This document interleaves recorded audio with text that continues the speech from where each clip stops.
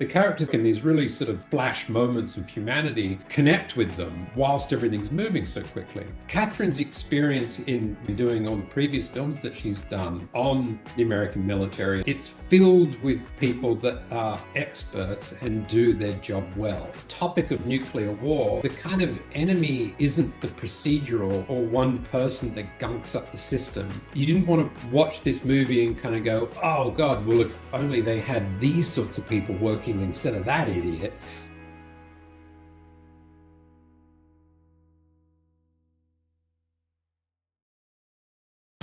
Curious about creating high-quality YouTube videos? Enroll in video editing and production classes at Manhattan Edit Workshop to sharpen your skills and turn a hobby into a career. Start your journey to becoming a pro today.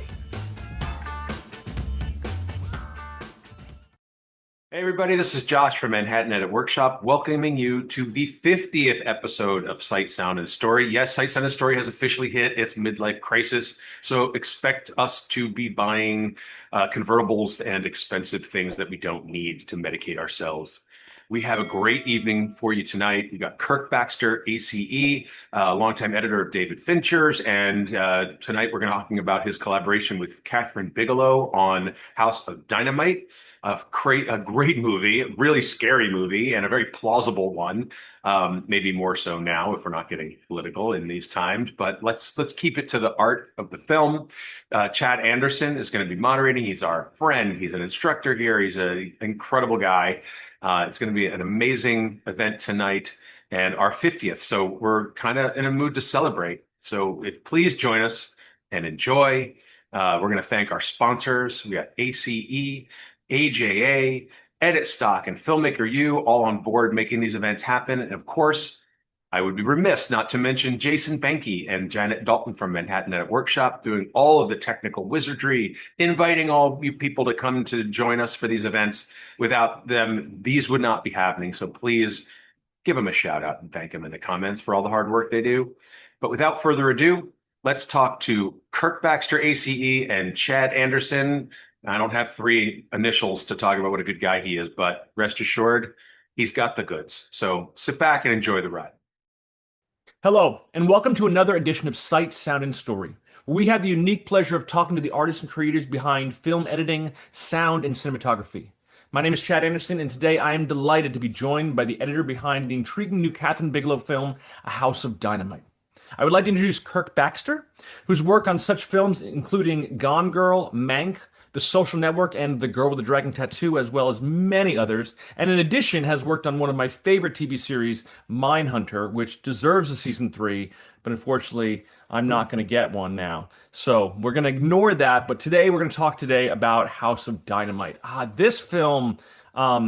This film had me thinking. I really like the idea that some films come and go, and you just watch them and you say, put them away. But some films really, you'll be thinking about it for a really long time later. We're going to get to that idea in a little bit. But first, I want to talk about the structure of this.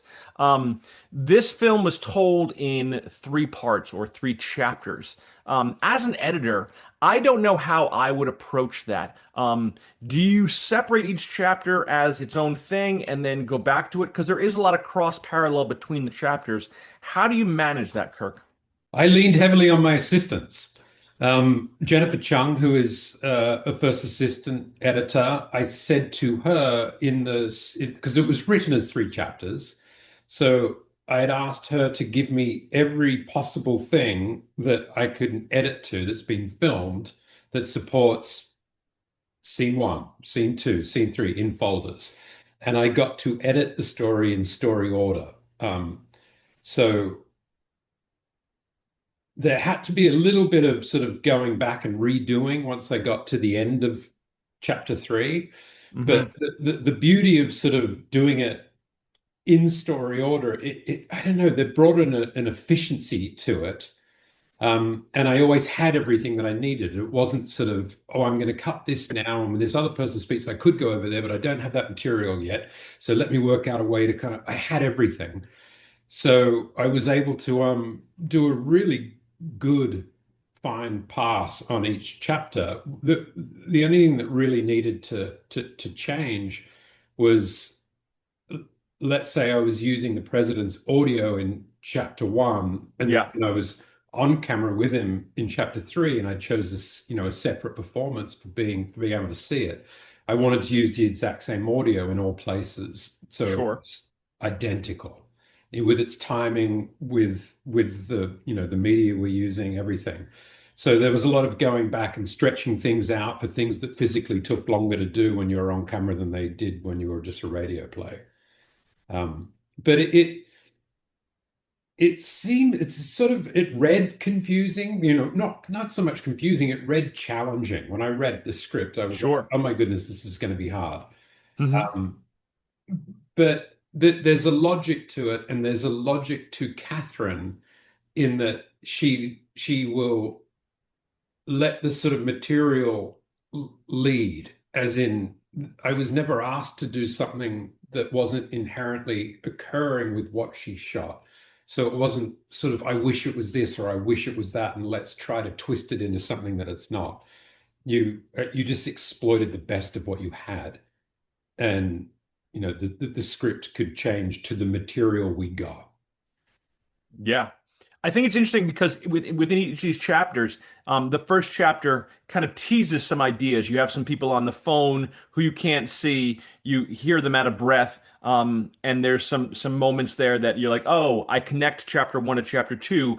Okay, this is what was happening in this room while this was going on in this room.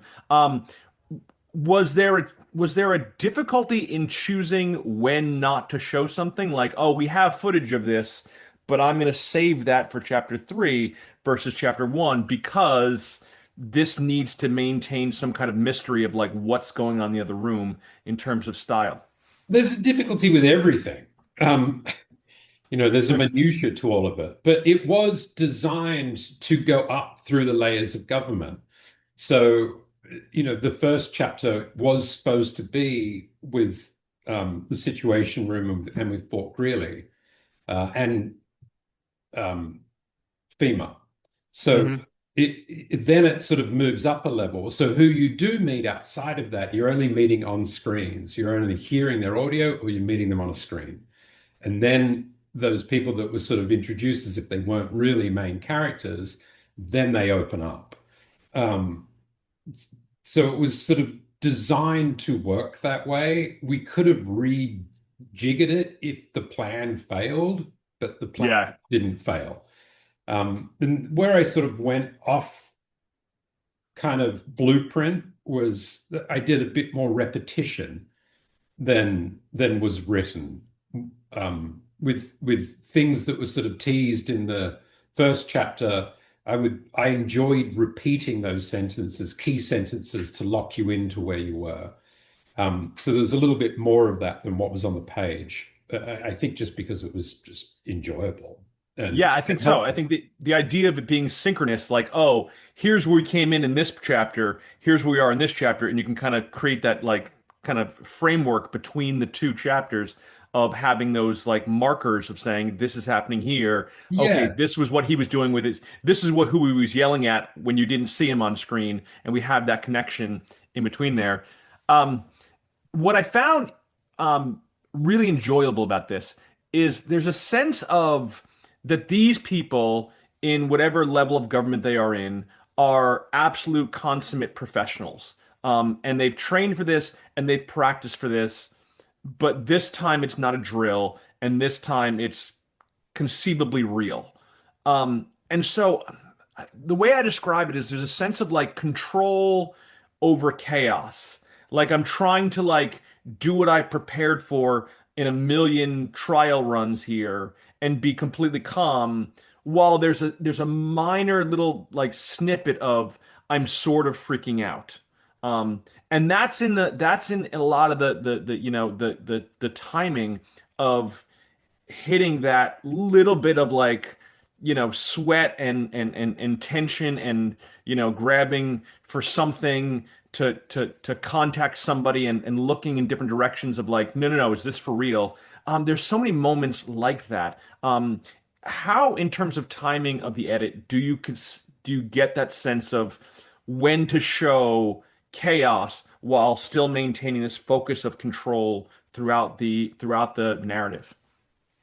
Well, the actors sort of bring the pace to it. Like it's really a selection process along with editing, pacing, but the actors sort of a lot of I call them frozen moments where the reality dawns on them, and nearly all of the actors delivered these amazing sort of still performances that kind of pump the brakes on the situation.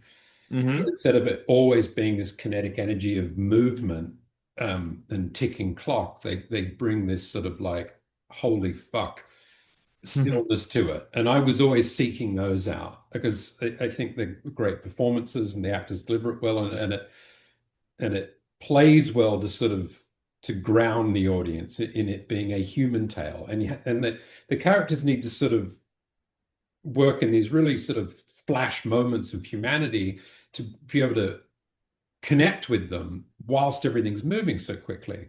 But the larger picture and what you stated, it comes back to Kathryn's experience in researching and doing all the previous films that she's done on the American military and this type of topic is that it's filled with people that are experts and do their job well. And she has a lot of respect for them.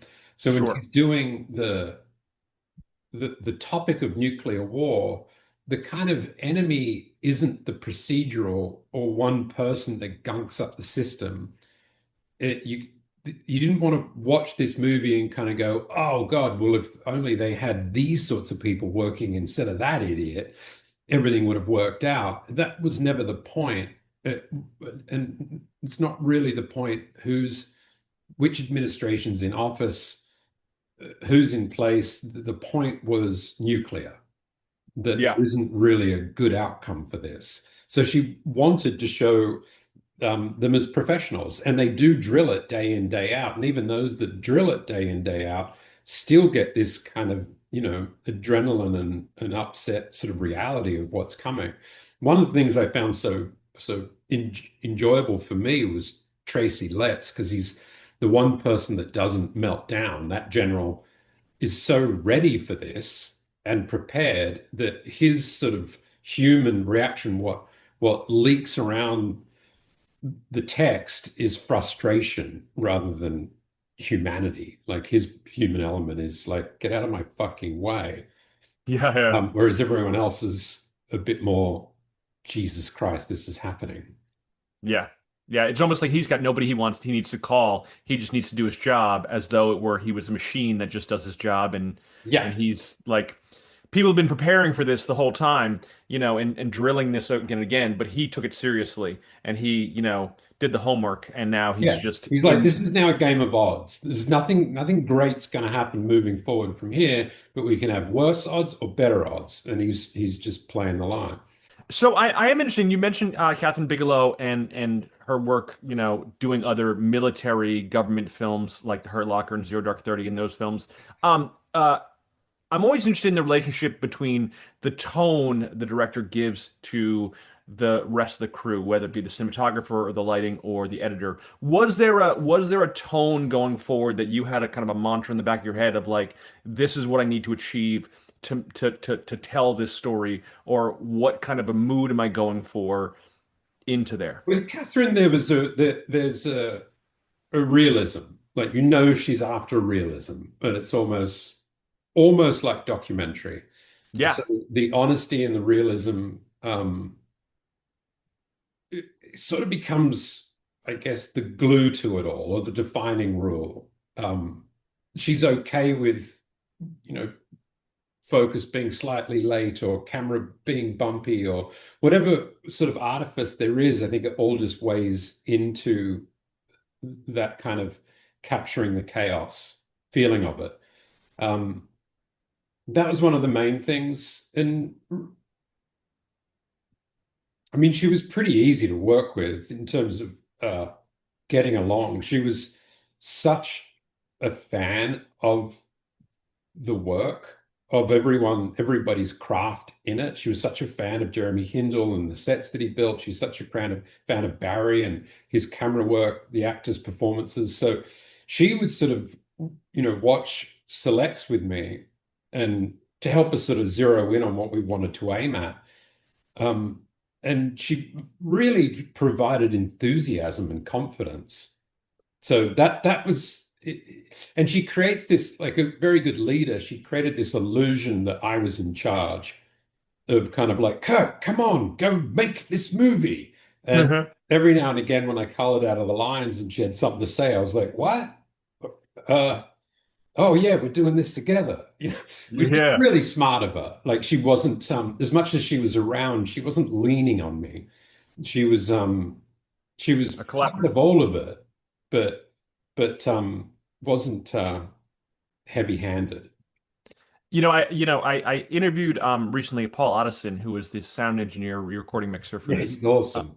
And he also said that that she really is a collaborator in terms of how her work proceeds and what she does. So it speaks to it because I think that's what you need in a film for a film to work is for the head lead or the director kind of coming from a collaborative approach because it is a kind of it's a group project basically. Yeah, look, if you weren't bringing it, it would change. Supervision would increase if you weren't doing your Sure. part. But as long as everything's working out, she's a joy.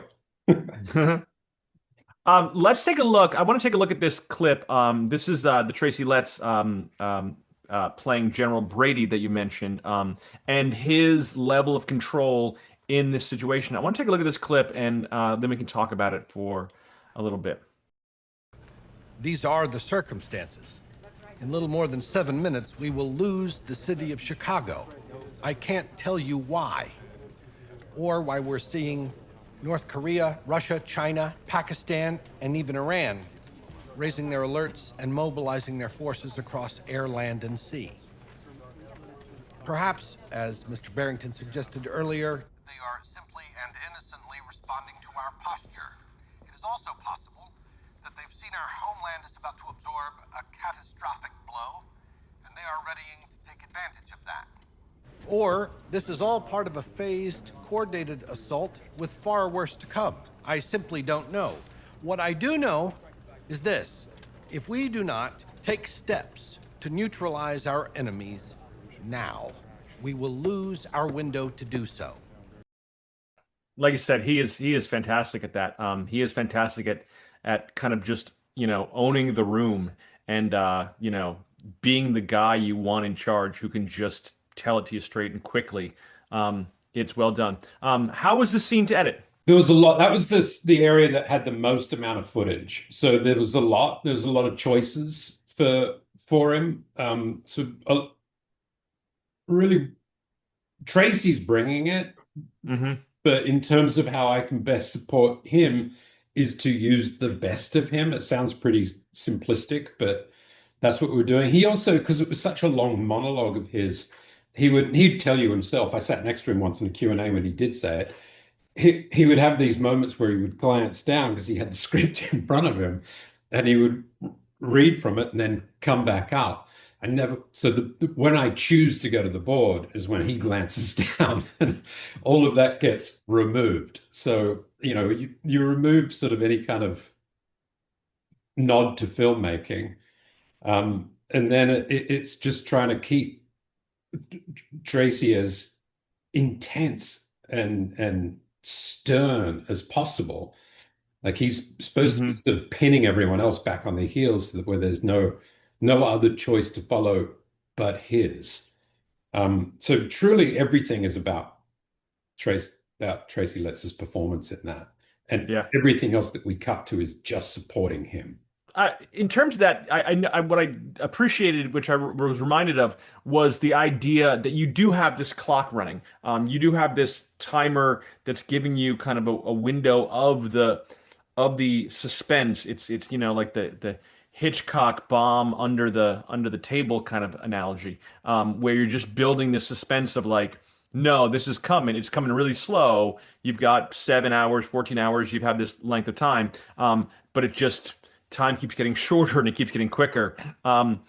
Was Was that involved in your ideas of pacing in terms of this? I like using it as a natural element. I like to use it when people reference the time and when their eye line goes to it. So I didn't want to sort of cut to the clock as just you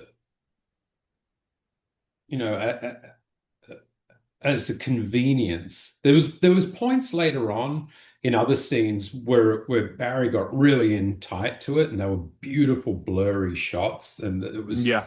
that was in these sort of teary scenes when one of the soldiers called his mother, and they were just gorgeous. They sort of worked more as graphic elements. It was that sort of foreshadowed death. Mhm. But really, in the types of scene that we just watched, I like them when they're sort of referenced in dialogue and eyeline. Paul Addison mentioned when we spoke to him that there was a lot of sound up front, and then when we got to the third act, there was less sound because he wanted to insulate Idris Elba playing the president, and have it just be him in a motor car in a room kind of freaking out within themselves. I noticed for the editing, there's a lot of cutaways, a lot of quick cuts in the first two acts, and then when you get to this Idris Elba section, which is predominant of the third act or the third chapter, it does slow down. The editing and the pacing does slow down. I have less places to go. So the nature of the story as it works its way up through the hierarchy of government is it pretty much just ends up with the sole authority. And he's in a bubble. He's in Yeah, the beast and then he's in a helicopter. And I can't cut to the clock ticking down. There is none. And yeah, I can't cut to all of these different faces like anymore. Like they were all from previous episodes. They were all he's on his own. He's got the angel of death that we called that was carrying the football yeah, yeah, with him. But and same thing with the Secretary of State. Like he shares that chapter as well, but he takes an early exit. Um, yeah. quite an abrupt exit. So, like, a good way to sort of analyze that is the countdown to the miss on the missiles and the aftermath when they do miss. In the first chapter, there's a lot of places to go and a lot of people absorbing that information. So it's there's a lot of movement in the editing. And the second time as well, when it's between the POC and Yeah. Stratcom. But by the third, I'm just sitting on their performances, which are terrific because they can just hold for really long periods of time. And that's why I started bringing in, the portrait that's behind the Secretary of State, um, watching almost act like working like a character, like history's looking down on him. And Sure. again, it's the Yeah. same ways to manipulate performance, like with Jared Harris there. I just adored that piece of Jared when he's waiting to find out if his daughter's gonna get eviscerated. Um, Yeah. and he barely moves a muscle, but there was this one little tiny blink or something, and then cutting to that cutaway of the portrait behind him, I could remove that and then have kind of no, almost acting like a still frame of him until it misses, and then he does the smallest of gestures. So you can, cutaways really help you manipulate performance. But that the actors had to bring it at the end because there was less places to hide. You know what? I think it's interesting because I was going to ask you about Jared Harris. He plays the Secretary of Defense, Baker. Um, when I saw him in the film, and I think going into the film, I was biased by typecasting. I see Jared Harris, and I think, okay, we have a villain. Okay, cool. Congratulations. He's the scariest guy in the room, and I'm used to seeing him in a villainous role, and I'm like, okay, he's going to be the corrupt bad guy who did something, blah blah whatever. There is no real villain in this film. It No. really isn't told from perspective of like, everyone is, people have flaws and people have, issues or a past, but there is no real villains in this film. And I think you were saying that Kathryn Bigelow likes this kind of documentary approach. I think it's interesting that there is no like we're not rooting against anyone. We're rooting against, the destruction of Chicago, I guess. Yeah, you're rooting against. I mean, it's trying to expose the insanity of sole authority when you have this much time to work to make a decision.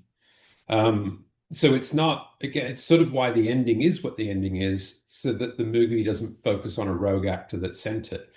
Because that you didn't want the takeaway to be for the audience to kind of go, oh, if we just solve the issues with that nation, we're going to be safer. That's not really the case with the amount of nuclear countries we have now. Uh, it's a pretty volatile situation. I joked that the only baddie was the supporting actress at FEMA that was like, just got a job here, and why does she get to be saved? That was that was the only person that kind of had a bitchy role. Yeah, yeah, we'll talk more about the ending in a little bit. I do want to get to it, but Say that the general, because I don't even think he's a bad guy. He's pushing what he believes is correct. He's yeah, pushing what he's being trained for.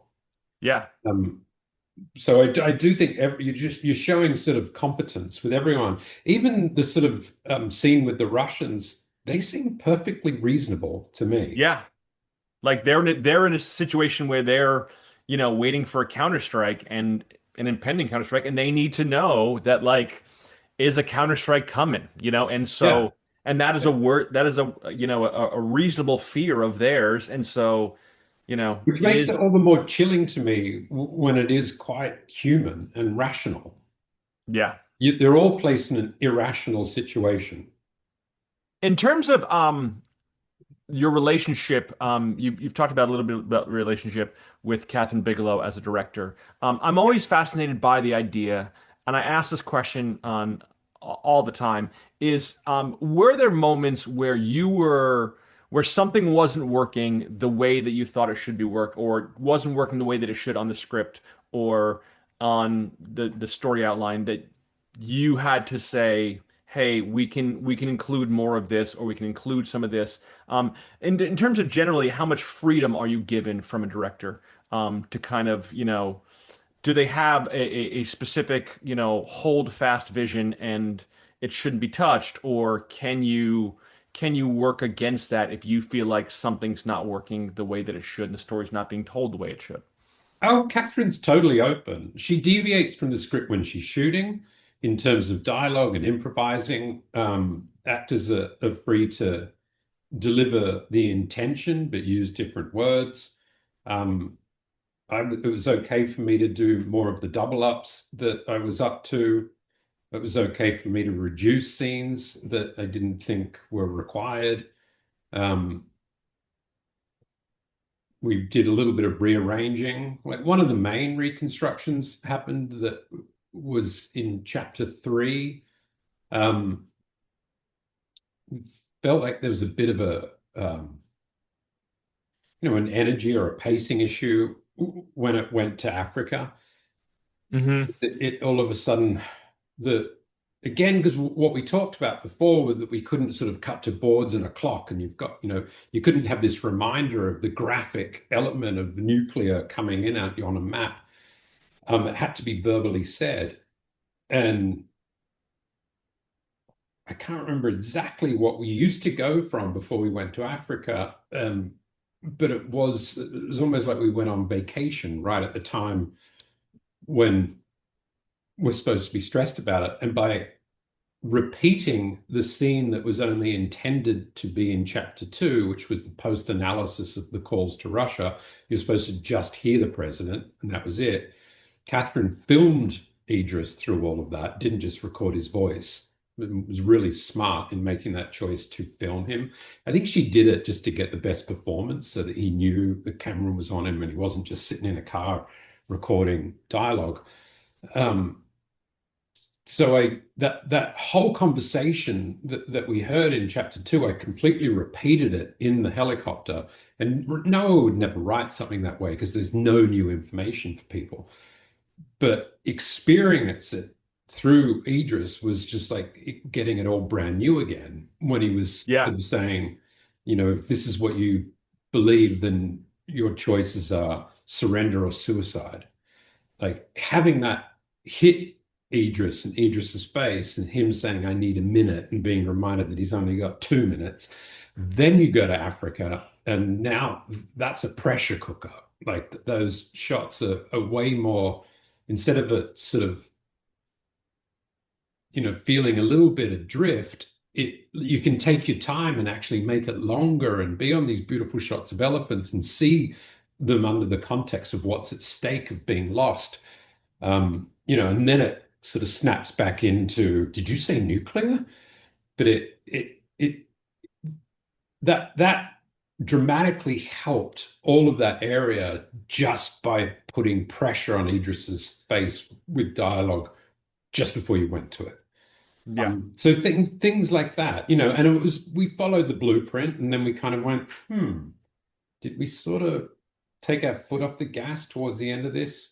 And then, jumped back in, came up with a solution, and loved it. You actually led into my next question about Idris, because I remember when I saw this, I was watching this with my partner, and I leaned over to her, and I was watching the first chapter, and it's just the voice of the president in the distance, and I kept watching, and then like towards the very end of the first chapter, I looked over and I went, Idris Elba. That's Idris Elba. Like, and it took me, like, I kept in the back of my head, I was going, I know this voice. I recognize this. And then it was like, bam, at the last second, I was like, I think this is Idris Elba.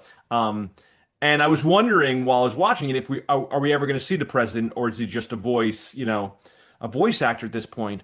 The conscious decision not to show him in the first chapter, and then save him basically for the third chapter, as though he's just, I don't know, it felt like he was just, one of the other actors in the moment, and the focus, is on, Rebecca Ferguson's character, in this first part.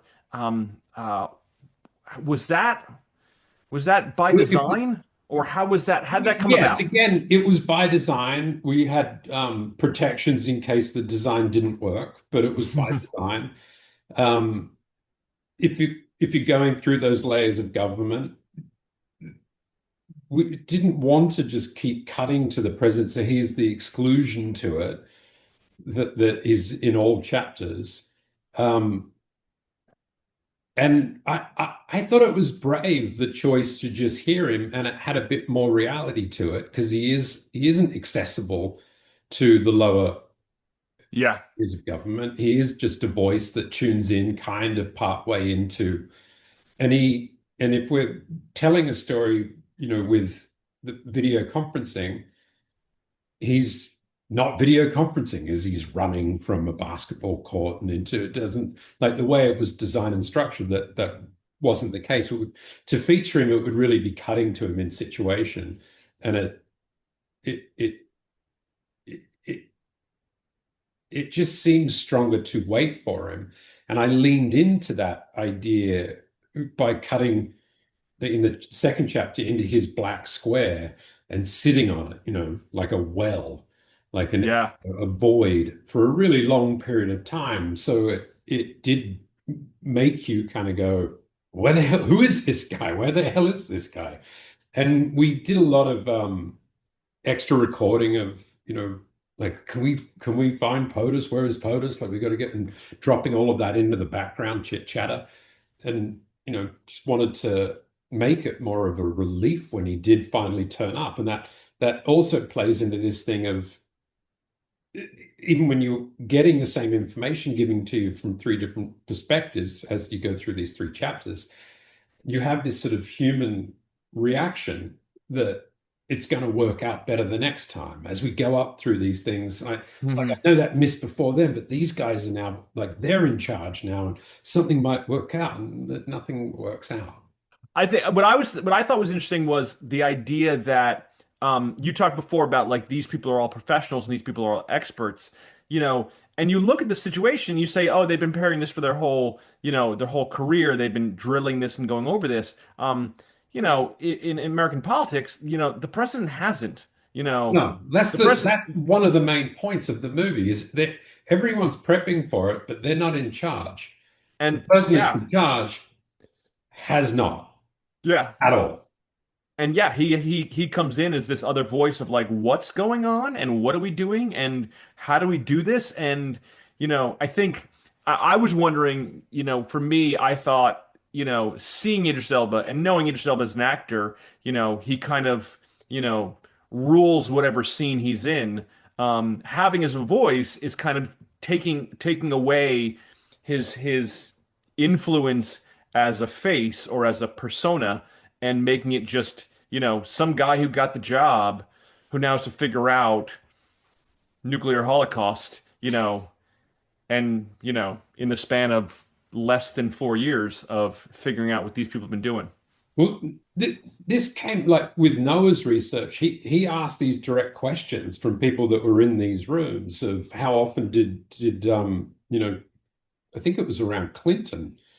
But I think it's for all of them. But how many times did they rehearse for this? How prepared are they for this? And it was like, not at all, because Yeah, they're always busy doing something else. So that to me is like one of the most sort of chilling aspects of it. The percentages, the odds of being able to shoot it out of the sky, that's chilling. And sure. the people that are in charge that don't prep themselves with it, it's sort of like if the takeaway from any of this for people, the takeaway for me was the conversation that keeps occurring in this country about who we want to elect and why doesn't seem to be around a point like this. Yeah, It seems to be more around getting everybody to hit the pedal over kind of issues of much less importance. sure. Fake outrage. Yeah, yeah, absolutely. Yeah. Yeah, what the the zeitgeist of the moment is and how people feel about, this circumstance at this current moment and whether you hit the dart, right into the bullseye at this one issue versus, you know, who can, you know, who can lead this country in the case of, terribleness that might happen. Um, Yeah. And who's going to be well positioned to make decisions, considered decisions, which I think that was sort of saying that the human brain, no matter who it is, it's to put the pressure like that on someone with just minutes yeah, and the consequences of that, flipping through that kind of rare medium well done. I mean, yeah. like Yeah, that's it's almost as if you have to not have any emotion, to be able to make those decisions because the second you question, it's a downward spiral of all the feelings that you could be causing World War III or you could be causing nuclear holocaust or you could be, and and it's there's just a there's a TikTok. So to sort of really push on that, I tried, and it's amazing how effective it is just by something that's, 8 frames faster, 10 frames faster. What anytime there was a sort of an element that sort of lent into feelings and being a person, like one was the president waving goodbye to his bodyguard as he's left on the ground, he's on the helicopter and he's leaving. And it's that moment of like, you're not important enough to get in the helicopter, dude. Like, I'm going off to a safe place. And they're sure, just looking at each other and connecting. And you could sit with that and you could have music playing and you could lean into the sort of the metaphor of what that means. But instead, I've just got to tap, tap, tap. Here's the next thing. Mr. President, I just got to, and you see this brief moment of frustration where as he's like, "Ah, what? What's next?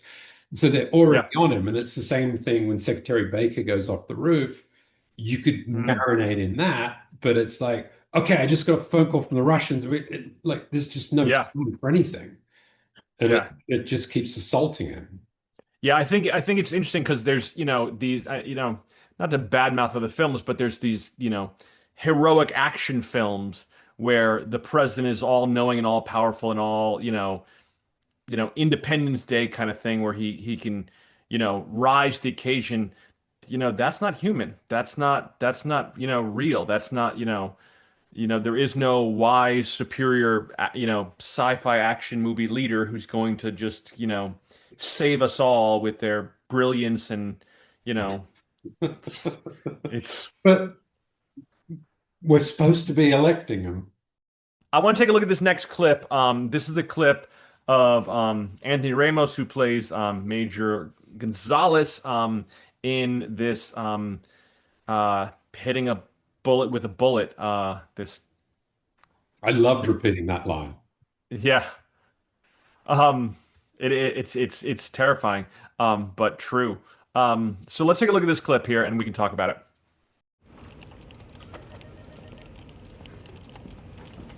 You okay, Sergeant? Put up Stratcom's audio. 10 seconds. 9. 8. I said before with the chips. Hey, we're good, man. I'm a slob. 5. And to hell with her, shouldn't have left it 4. like that. 3. 2. 1.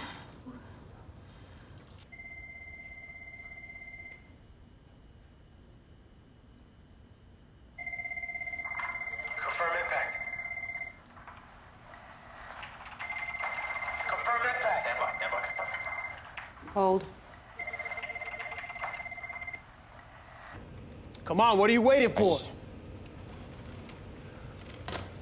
It's negative.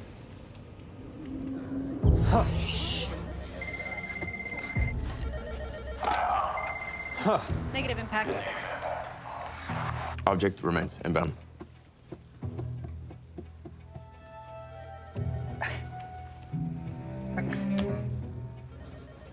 We did everything right, right? Right? We did every fucking thing right. Mr. President. I love that scene so much. It's really good. Can I tell you the part that I love about it? The idea that you have a countdown that counts down to 1 and 0, and then we just nothing. Because 0 doesn't equal 0. And there's a great look on Rebecca Ferguson's face where she kind of does like a double take of like, I'm like, okay, we counted down to 0. And in most cases it'd be like count to 0. Nope, missed it. And now it's not 0, it's count down to 0 and then wait 10 seconds for an answer. While everyone's again, like they thought they were ready for the answer and now they're back into, and then the 10 seconds is just excruciating. It's excruciating. Yeah.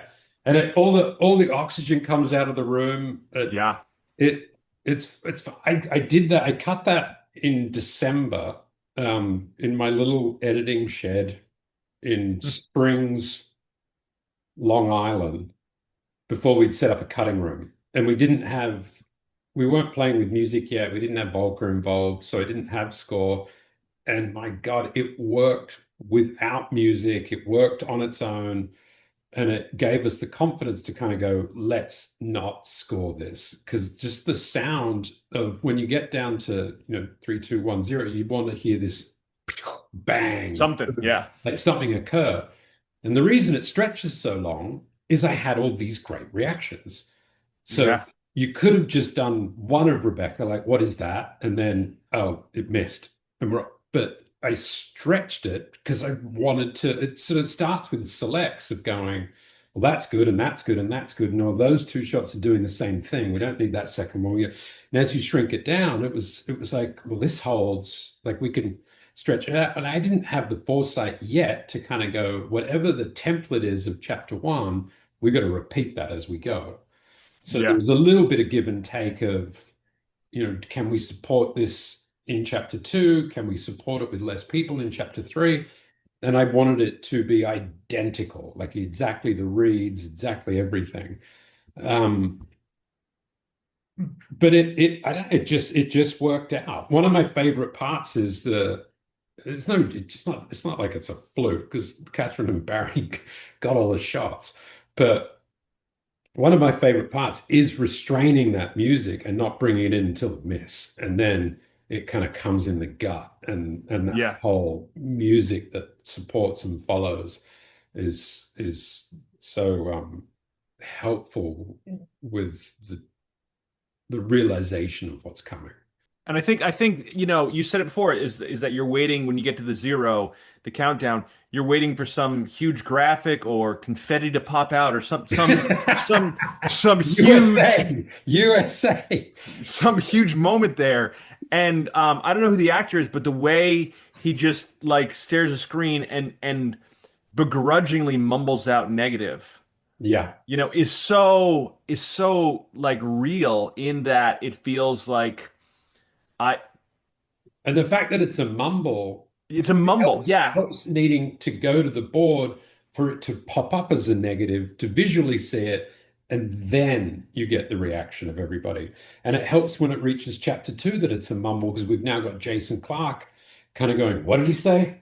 What did he Yeah. say?" And Yeah. now that's a piece of audio that follows through into the third one where you hear the slight negative and what did he say? And then it repeats. Yeah, and I think it works too because his next follow-up line or someone's next follow-up line is we did everything right. We did everything like he's almost apologizing that it's negative. Like he's almost like it's negative. Like I don't know what to tell you. It's not my fault. I did it. I did my job. This is what we were supposed to do. It didn't work. And like Oh, I I'm a live in that messenger. space. That's that whole thing of everybody's professional. That's exactly where I live. If something doesn't work, as long as this shit can't be blamed on me, Yeah. like I'm going to bring my part. In terms of that, you mentioned Kathryn Bigelow's, strength towards realism.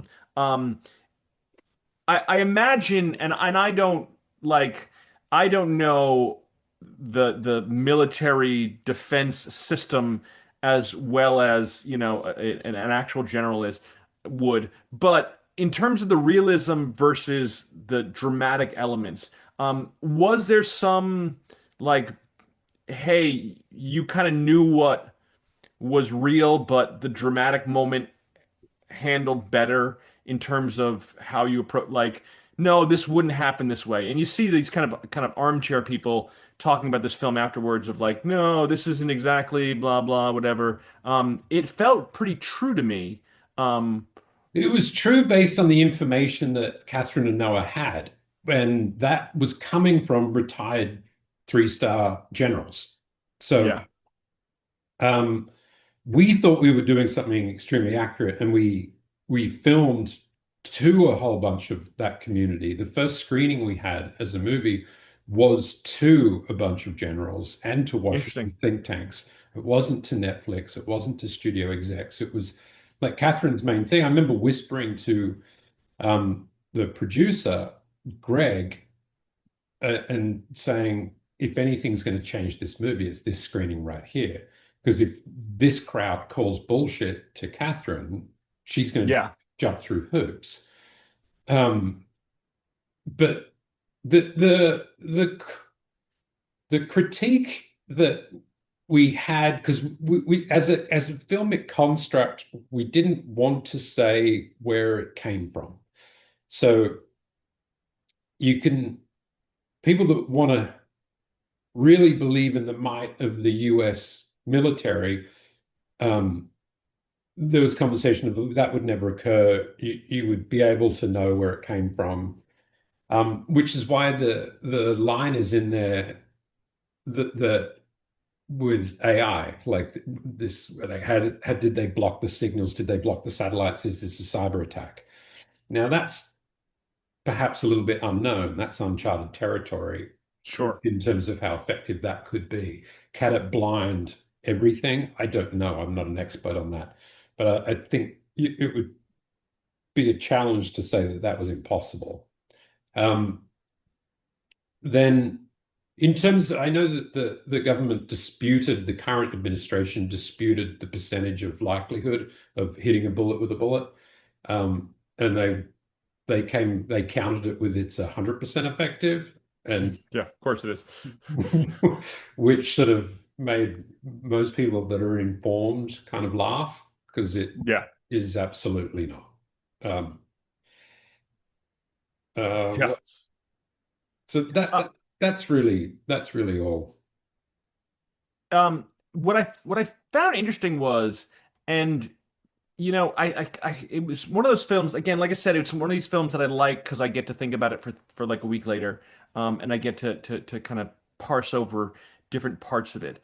Um, you mentioned the FEMA woman, Kathy, who's played by a woman named Moses Ingram, and also the character of Abby, who's played by a woman named Willa Fitzgerald, who's the new journalist or the new reporter in the circumstances. Their stories are less, I don't want to say fleshed out. They're less significant in the main storyline there. They're kind of other players who also have kind of they're subplot characters. And I think it's interesting because you get to tell this story from these different perspectives of the people who are in the room. They're vitally important and they're vitally important to this narrative. But also, there's these people over here who are doing a thing who don't know how to order out the counter properly, and there's these other people who are in the circumstances who just coexist in this world, and so it's voluminous in terms of the different stories that we're telling, that maybe we don't get this entire person's backstory, but we get, this is also we're creating a world basically. Yeah, I mean, you could add another 10 dimensions to it of like all the different sort of facets of government that are playing the supporting role that aren't being informed. I like seeing what we as the people are generally being informed by what journalists are bringing us. So I liked seeing it ratchet up, them kind of watching the temperature kind of go, wait, what was that? And then soldiers off in the background running, that part I sort of enjoyed, and I didn't really need to know a lot of her Yeah. character. She was more witness to what was occurring. And then with FEMA, it's the complication of trying to be effective in an uninformed situation. In terms of sound, there are, I'm always interested in the workflow of sound effects and music, and you've mentioned a lot about how music comes in and comes out, and how sounds are kind of there and not there, and we get versions of different sounds there. How early do you get sound, and is it temp sound? Is it temp music? Does it help you in terms of having these voice recordings of Idris Elba? Does it help you in having I these had all background of ambient that. sounds? I had everything in terms of dialogue. I didn't have all of the sort of loop group chatter. Like a Sure. lot of stuff was written and recorded for all the phones and everything going off in the background. That just applied pressure, really. No, Paul, once I had a movie cut together, I was feeding out each chapter. When I did each chapter, we finished chapter one, we'd sort of sent that off to Paul. Same thing with chapter two, chapter three, and then he did a kind of premix of it so we could sit back and watch our film. And then I got to use all those elements in the premix moving forward. And it's one of my favorite parts of the process is the premix, because it allows me to see the movie without all my fingerprints on it. I get to sit, that polish that gets put on it, even though it's not the final thing, it gets sort of, the movie gets presented back to me. And I can see where it's slow, where it's lagging, where I've got to give Paul more room because he's exploited space, well, things like that. But at the time when we did the premix, it was I'd only done temp music using Volker's score from like three other movies of his, so that as a way to lure Volker in to kind of say yes to the project and to kind of work out the shape of it, of where we needed music. Um, and his sort of style like led perfectly to it. So that was a really good marriage. Um, and then Volker and Paul worked very closely together to make sure that, like, because a lot of Volker's music could almost feel like sound design, so they to sort of sonically support each other. But this movie was so dialogue heavy. Yeah. It I didn't need, in order to tell it, I didn't really need Paul's work yet. But what he did do was just make it so effective. Like I am such a fan of crossing between locations in mid sentences. So that needs a good steady hand from your sound designer to go from a person's voice in the room to their voice being heard over a speaker in another situation, and all of those perspective changes and how they're dealt with, so that it doesn't sort of, when I did them in the cutting room, you're just sort of putting a blanket effect on it, so it sounds like it's a CB radio, this sort of hokey kind of thing. It told the story of we're in a new place. Yeah. But it when that's done well, it's very helpful. And Paul exploited the real changes really well, not, the chapter changes and all of that sort of underwater sound, jets going overhead, and when you go into the second act. I mean, there's a lot of sort of unpraised work that Paul's done. Yeah. He's used to bombs going off and guns blasting or Men in Black, things where his work really gets pushed to the forefront. But he did brilliant work in this, but it doesn't get to sort of scream out in capital letters. One of the things I really liked was the subtlety of sounds that existed in the moments where, again, we talked about this idea, or I talked about this idea of controlled chaos, of trying to maintain control. In the distance, there's somebody frantically shuffling papers. You know what I mean? Like it's like, yeah, I'm totally calm and I'm not freaking out at all. And that's just a snippet of something, of like someone opening and closing a desk drawer because, they can't stop their hands from moving or tapping there. It creates this kind of, scenario. And how he deals with dialogue from people that aren't in the room, that's being fed to them. Yeah. So that it's not crystal clear. And a lot of that stuff you hear again, and so he's made it more crisp that when you experience it for the second time. But if he knows you've got a few bites at the apple, he's making it a bit harder, and it leans into all of this kind of like, this isn't reasonable. Like, what did he just say? What's going on? Like, it makes it. I think it's a brave choice to subvert clarity, even subtly. In terms of that, the shooting is what I would consider verite. It is a lot of moving cameras, drastic refocusing, readjusting cameras in there. As an editor, I'm often trying to like cut out, awkward zooms. But to create this kind of environment or create this kind of structure, you have to include all those awkward zooms and those weird movements and those, bad headroom kind of things. I look for them. I frame around them. Like I kind of like, when did it work at its best? And I would use them as markers of going, well, this is a must-have. Let's keep this. And when Barry chooses to go from a character and bring it across onto the room, or from someone's face down to their wedding ring, like I lean into all of these things, and try to utilize them as best I can. Otherwise, the pressure's just coming from going cut, cut, cut, cut, cut. So I sort of saw them as a gift. Like early on, I was joking that Barry should sort of get a co-credit with editing, because a lot of the pacing came from him. Yeah. And it was definitely something that I sought out and protected. Yeah, to kind of enhance that documentary style, you're looking for, hey, and there may be a shot that's like perfectly still and great, but the one that awkwardly zooms in at a moment is just icing. It Yeah, no, is. there's an adrenaline that comes with it.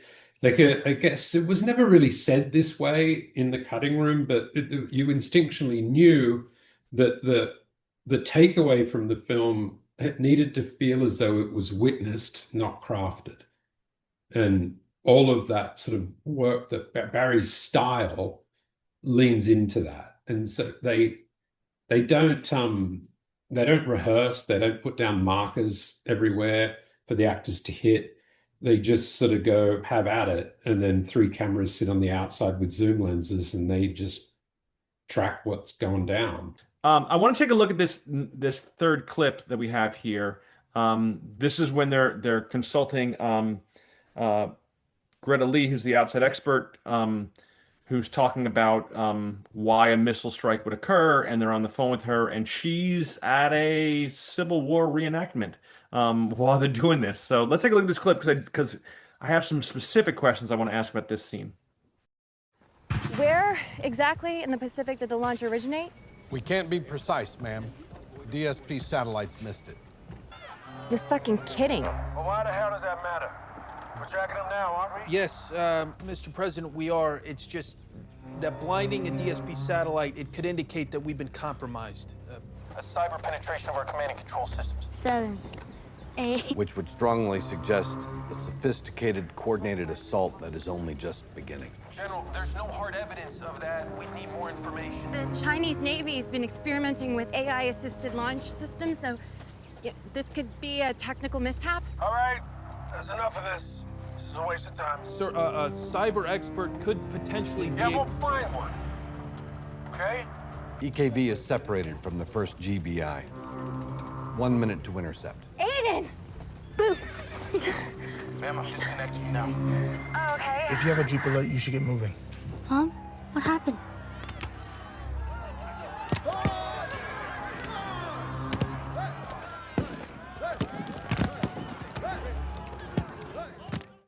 One of my favorite parts about that, or what was really important to me, what I tried to achieve all the time, was that even though it was fly on the wall and that type of filmmaking, I still bring this formal structure to crossing between characters with screen direction, with eyeline.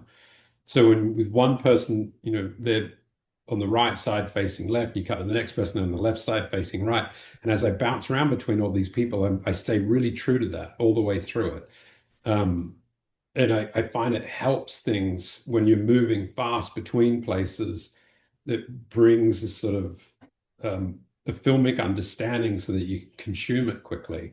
If there's a neatness to the chaos, it feels like it has intention. So that's something that I really enjoyed.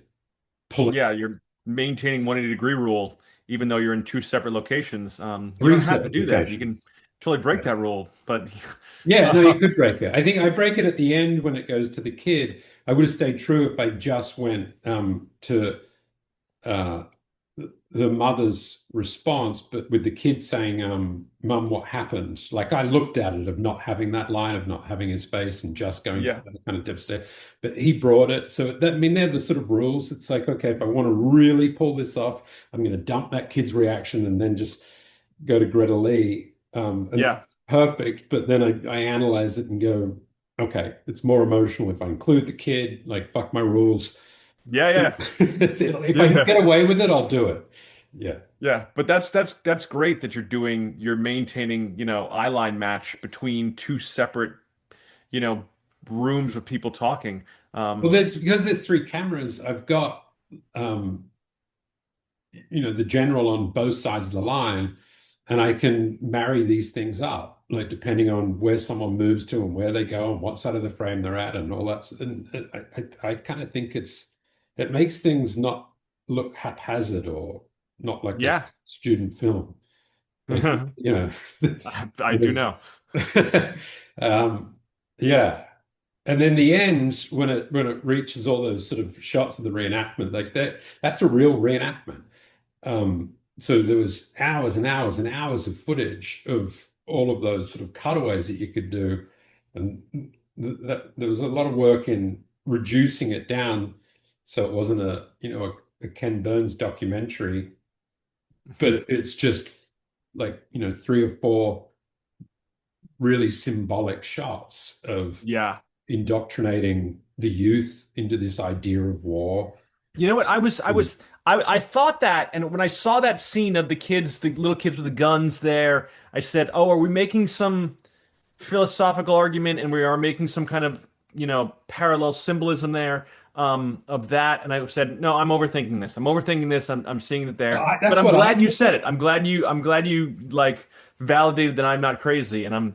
No, I mean, I think it comes with all that sort of built-in baggage just by being there, because there's kids playing along. There's like a dress-up thing to it and a romance to it. And then the nurse like just dabbing at all the fallen soldiers. I mean, that was all just happening. It was just reenactors doing it. Yeah, it works really well. I was like, this is symbolism. And I went, maybe it's just, random B-roll there. What I really like about this scene, and I think you do it well throughout, I don't know how to describe it. It's this incidental B-roll, and the message that I got is that this is happening, and it's happening to these people in these really important government rooms, and the rest of the world doesn't know.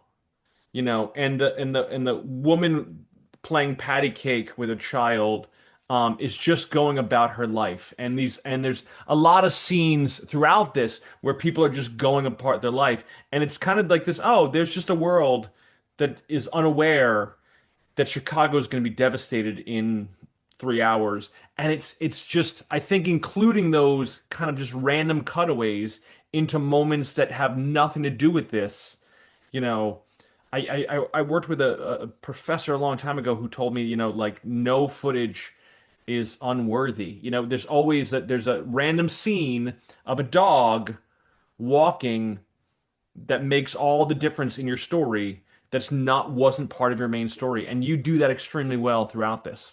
Oh, thank you. There's one of the last things I added when we sort of had a lot cut was the sort of shots of all the young kids playing. When they were talking about how many minutes there was until it impacts, I think it went into chapter 2. It was like an aerial shot of the city followed by just young faces. No, it's in chapter 1, because then it was like, what are they going to do? Hide under their desks?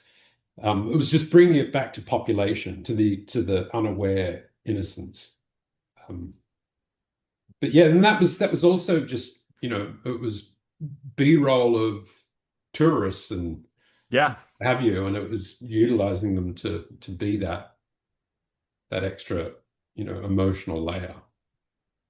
So the last thing I want to ask about, and I've been reading on the internet, and I shouldn't do that, and because I've been looking up House of Dynamite to find information out about it, and one of the things that happens when you inadvertently Google search the name of something, they give way too much information. And one of the like the first Google things that you'll see if you type in House of Dynamite is why does House of Dynamite not have an ending?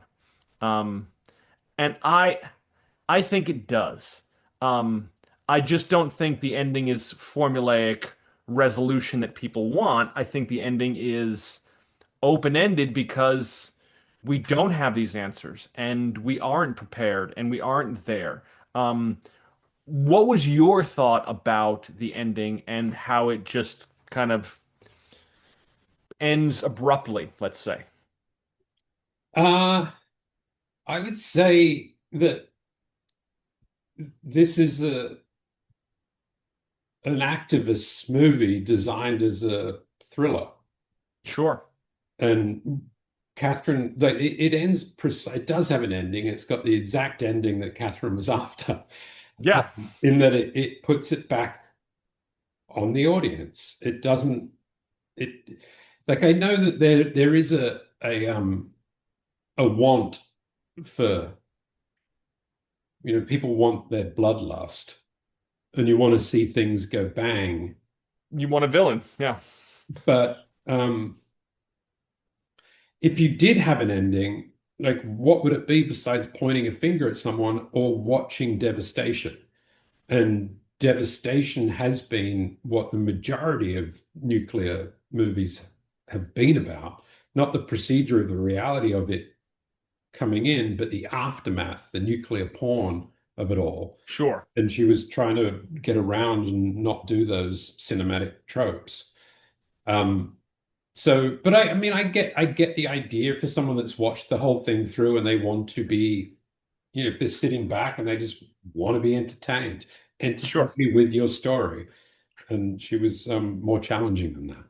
No, yeah, and that's the part that I really like because it leaves it as kind of a I guess to choose your own adventure, a choose your own ending kind of thing. It's almost like we hit this ending and now the screen goes black and now we have to figure out that does the explosion and the resolution and the whodunit of it all matter? The issue here and the heart of the film is that this is still possible. We live in a world where and she's presenting the best case scenario where it's going to be a bunch of people living underground while the majority of the population is wiped, or like let's say like play out each one. Let's say it lands and it doesn't explode, so there is no. Yeah. How do you think America is going to respond? Of course. Even though it didn't blow up. Like, yeah. Do you think everything's going to ratchet up into a red alert and everyone's going to be less safe? For sure. Or if it explodes, if we don't respond that moment, there's going to be a response. Or does it, like, there is no good ending. There's just there's no good ending. It's going to be mayhem no matter which way you cut it. She just didn't provide one that's filled with action, but it's a human thing to want it. Yeah, but I mean, it's to feed the audience an ending would be to take away from the message. I think the message you is wanted to say. Yeah, I joked once when we were told this. I thankfully didn't have a microphone at the time. We were at the coming out of a Q&A. And someone mentioned this, and I sort of said, yeah, no, we should do a wraparound of all the characters with the Indiana Jones sort of melting faces. Like, is that the ending they're seeking? No, of course. Yeah, no. Yeah, so I'm tempted to go on the internet and fight with people, but I know that's not the answer that will make anything better. I mean, I can't say someone's wrong with what they feel or what they want. So be it. But I will say for talking about it. Kirk, it's been fascinating. I did like this film very much, and I was really looking forward to this conversation, as I was with Paul Addison. But this has been great. I want to thank you so much for taking the time out of your busy workload, working on a number of great films and more to come, I trust, to talk to us about A House of Dynamite. It's been really fantastic. Thank you. Thank you so much. Thanks for having me, Chad. And thank you so much, everyone else, for watching Sight, Sound, and Story. Again, my name is Chad Anderson, and we'll see you in a future episode. Yeah, thank you. Thanks again for watching, everybody. We are definitely at DEF CON 1 here at Sight, Sound, and Story. Looking forward to another 50 amazing episodes, bringing you the best talent in cinematography and editing and just the creative storytelling space. So thank you again for watching. Can't do it without you. Leave comments, like us, subscribe to us. Let us know the kinds of things you want to see in the future. Again, thank you to our amazing sponsors, ACE, AJA, Filmmaker U, and Edit Stock. Thank you to Kirk Baxter, ACE, and Chad Anderson for a wonderful night, and to Jason Banke and Janet Dalton at Manhattan Edit Workshop for making the wheels go round. We have a lot more exciting events coming up for you really soon, so stay tuned. Keep a lookout in your emails and stuff like that there, and we will see you next time.